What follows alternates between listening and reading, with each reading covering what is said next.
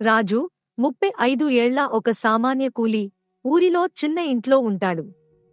అతని ముదురు రంగు చర్మం, నల్లని జుట్టు, నాజుకైన మీసం అతనికి ఆకర్షణీయమైన రూపాన్ని ఇస్తాయి.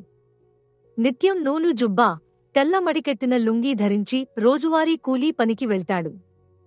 కాని రాజుకు తాను గొప్పవాడిగా కనిపించాలని ఉండేది. తన దగ్గర డబ్బు లేకపోయినా ఇతరులకు గొప్ప వ్యక్తిలా కనిపించేందుకు ప్రయత్నించేవాడు. ఒకరోజు ఊరిలోని పెద్దమనిషి రామచంద్రం గారు పుట్టినరోజు వేడుక కోసం ఒక భారీ విందు ఏర్పాటు చేశారు. ఊరిలోని అందరూ మంచి కొత్త బట్టలు వేసుకుని హాజరయ్యారు. రాజుకి ఖరీదైన బట్టలు లేకపోయినా ఒక నాణ్యమైన పట్టుచొక్కా, కొత్త లుంగీ అద్దెకు తీసుకుని నేను కూడా ఈ పెద్ద మనుషుల్లానే ఉన్నాను అని అనిపించుకోవడానికి ప్రయత్నించాడు.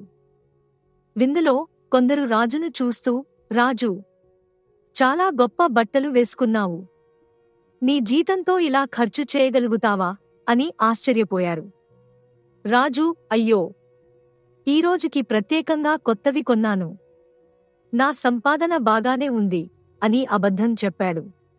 అయితే ఆ రాత్రి విందు పూర్తయ్యాక రాజు తన అద్దె బట్టలు తిరిగి అప్పగిస్తుండగా అదే చోట ఉన్న ఒక కుర్రవాడు, ఇవి నా బట్టలు, ఇవి నిన్ననే అద్దెకు ఇచ్చాను అని చెప్పాడు. అంతటితో అందరికీ నిజం అర్థమైపోయింది.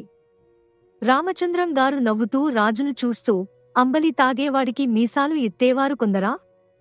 ఉన్న స్థితిని అంగీకరించడం గొప్పతనం, నటించడం కాదు అని మృదువుగా అన్నారు.